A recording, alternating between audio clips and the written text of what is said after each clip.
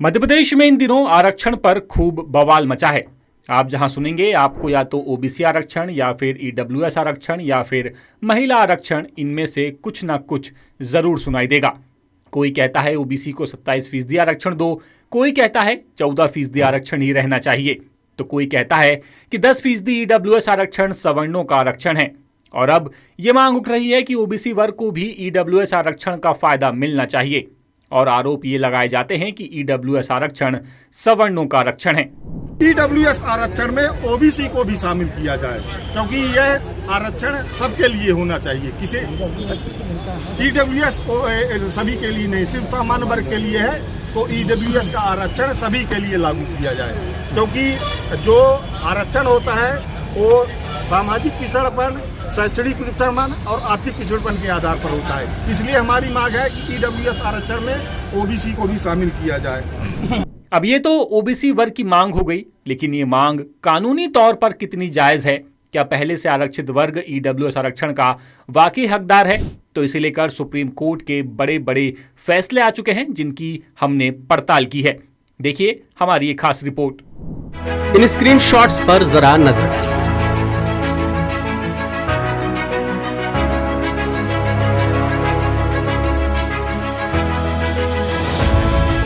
Supreme court में चल रही ओबीसी आरक्षण की सुनवाई और मध्य प्रदेश में 27% ओबीसी आरक्षण लागू करने की मांग के बीच आर्थिक रूप से कमजोर वर्ग यानी ईडब्ल्यूएस आरक्षण की चर्चा बड़ी तेजी से हो रही है। कई लोग कह रहे हैं कि ईडब्ल्यूएस आरक्षण खत्म होना चाहिए क्योंकि ये असंवैधानिक है। वहीं इंदिरा साहनी केस के अधिकतम 50% आरक्षण सीमा तोड़ने का जिम्मेदार भी ईडब्ल्यूएस आरक्षण को माना जा रहा है। इसे सुदामा कोटा बताकर आरक्षित वर्ग खूब विरोध कर रहा है। ओबीसी वर्ग का कहना है कि जब देश में 10% ईडब्ल्यूएस आरक्षण लागू होने के साथ ही अधिकतम 50% आरक्षण की सीमा टूट चुकी है, तो ओबीसी को 27% आरक्षण देने में क्या हर्ज है। मगर क्या असल मुद्दा सिर्फ यही है कि ओबीसी को 27% आरक्षण मिलना चाहिए? मुद्दा तो ये भी है कि आखिर ये ईडब्ल्यूएस आरक्षण है क्या, इसका संवैधानिक महत्व है भी या नहीं, ये कब लागू हुआ, किसने और क्यों लागू किया, और सबसे अहम कि क्या इससे आरक्षित वर्गों यानी एसटी, एससी और ओबीसी का कोई नुकसान हो रहा है। तो चलिए हमारी आज की खास रिपोर्ट में सिर्फ इसी मुद्दे पर तमाम तथ्यों, तर्कों और कानूनी सबूतों के साथ चर्चा करते हैं। सबसे पहले बात करते हैं आंकड़ों पर केंद्रित उस दलील की जिसे आधार बनाकर ईडब्ल्यूएस आरक्षण का विरोध किया जा रहा है। मध्य प्रदेश में सभी तरह के आरक्षण का मौजूदा गणित कुछ इस तरह है। फिलहाल सूबे में अनुसूचित जाति यानी एसटी वर्ग को 20%, अनुसूचित जनजाति यानी एससी वर्ग को 16%, अन्य पिछड़ा वर्ग यानी ओबीसी को 14% और आर्थिक रूप से कमजोर वर्ग यानी ईडब्ल्यूएस को 10% आरक्षण मिल रहा है। यानी कुल आरक्षण हो गया 60%।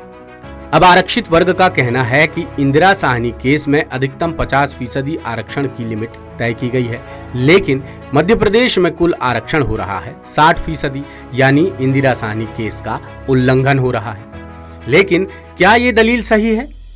इस सवाल का जवाब ईडब्ल्यूएस आरक्षण लागू होने से लेकर सुप्रीम कोर्ट में याचिका दायर होने और कोर्ट के अंतिम फैसले के हवाले से जानते हैं।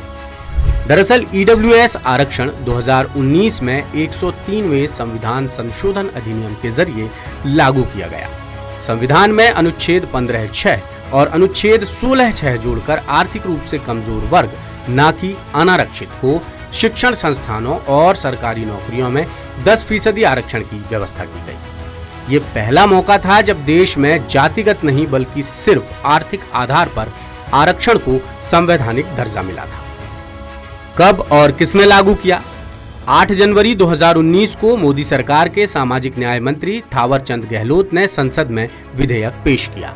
उसी दिन यानी 8 जनवरी को ही लोकसभा और अगले दिन यानी 9 जनवरी को राज्यसभा में विधेयक भारी बहुमत से पारित हो गया। फिर 12 जनवरी 2019 को राष्ट्रपति ने विधेयक पर हस्ताक्षर किए और ये कानून बन गया। क्यों लागू किया गया? तो इसके पीछे तर्क दिया गया कि अब तक आरक्षण केवल सामाजिक और शैक्षणिक पिछड़ेपन के आधार पर था। एसटी, एससी, ओबीसी वर्ग को इसी आधार पर आरक्षण मिल रहा है। लेकिन सामान्य यानी जनरल कैटेगरी ना कि अनारक्षित वर्ग में भी ऐसे परिवार हैं जो गरीबी और आर्थिक कमजोरी से जूझ रहे हैं। इसलिए आर्थिक न्याय की दृष्टि से ईडब्ल्यूएस आरक्षण लाया गया। यानी ईडब्ल्यूएस आरक्षण जातिगत नहीं बल्कि आर्थिक आधार पर दिया जाता है और इसीलिए इसे अपवाद भी माना गया है। अब आते हैं ईडब्ल्यूएस आरक्षण से जुड़े कानूनी विवादों और सुप्रीम कोर्ट के अहम फैसले पर।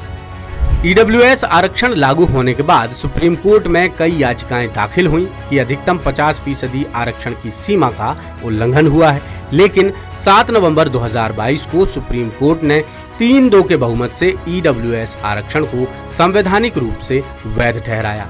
कोर्ट ने कहा कि यह आरक्षण संविधान की मूल संरचना का किसी भी सूरत में उल्लंघन नहीं करता। ये केस जनहित अभियान versus union of India WPC 55/2019 case के नाम से जाना जाता है। इस पर सुप्रीम कोर्ट की 5 सदस्यीय संविधान पीठ ने सुनवाई की और 3-2 के बहुमत से पूरी तरह ईडब्ल्यूएस आरक्षण को संवैधानिक ठहराया, जो सामान्य वर्ग ना कि अनारक्षित वर्ग के आर्थिक रूप से कमजोर लोगों को 10% आरक्षण देता है। इसके खिलाफ यानी अल्पमत में CJI UU ललित और जस्टिस रवीन भट्ट ने कहा कि सिर्फ आर्थिक आधार पर आरक्षण संविधान के मौलिक ढांचे का उल्लंघन करता है। इसके खिलाफ यानी अल्पमत में CJI UU ललित और जस्टिस रवीन भट्ट ने कहा कि सिर्फ आर्थिक आधार पर आरक्षण संविधान के मौलिक ढांचे का उल्लंघन करता है और इससे SC, ST, OBC को बाहर करना असंवैधानिक है। लेकिन पक्ष यानी बहुमत में जस्टिस दिनेश माहेश्वरी, जस्टिस बेला M त्रिवेदी और जस्टिस JB पारदीवाला ने माना कि ईडब्ल्यूएस आरक्षण सामाजिक और आर्थिक असमानता को दूर करने का एक वैध साधन है और मौजूदा आरक्षण यानी SC, ST, OBC आरक्षण को बाधित नहीं करता। इस तरह 3-2 के बहुमत से सुप्रीम कोर्ट ने ईडब्ल्यूएस आरक्षण को संवैधानिक ठहराया। सुप्रीम कोर्ट का ऐतिहासिक फैसला आने के बाद कई पुनर्विचार याचिकाएं दायर की गईं, लेकिन मई 2023 में कोर्ट ने तमाम याचिकाओं को खारिज कर दिया, जिसके बाद फैसला कायम रहा और अभी भी बरकरार है। यानी न्यायपालिका के मुताबिक ईडब्ल्यूएस आरक्षण संवैधानिक है और ये ST, SC, OBC आरक्षण को किसी तरह बाधित नहीं करता। अब सुप्रीम कोर्ट के ही फैसलों के आधार पर कुछ अहम तथ्यों पर नजर डालते हैं और बताते हैं कि आखिर ईडब्ल्यूएस आरक्षण ST, SC, OBC आरक्षण को क्यों बाधित नहीं करता। दरअसल इंदिरा साहनी केस के जजमेंट के मुताबिक आरक्षण की अधिकतम 50% सीमा आर्टिकल 15(4) और 16(4) के तहत लागू है, जिसमें ST, SC, OBC को आरक्षण मिलता है, जबकि ईडब्ल्यूएस आरक्षण आर्टिकल 15(4) या 16(4) के तहत नहीं बल्कि आर्टिकल 15(6) और 16(6) के तहत दिया गया है। यानी SC, ST, OBC आरक्षण का 50% दायरा अभी भी बरकरार है। लेटेस्ट, इन्वेस्टिगेटिव और इन डेप्थ खबरें देखने के लिए ज्वाइन कीजिए द सूत्र का व्हाट्सएप चैनल, सब्सक्राइब कीजिए यूट्यूब चैनल, लाइक कीजिए फेसबुक पेज और पढ़ते रहिए www.dasootra.com।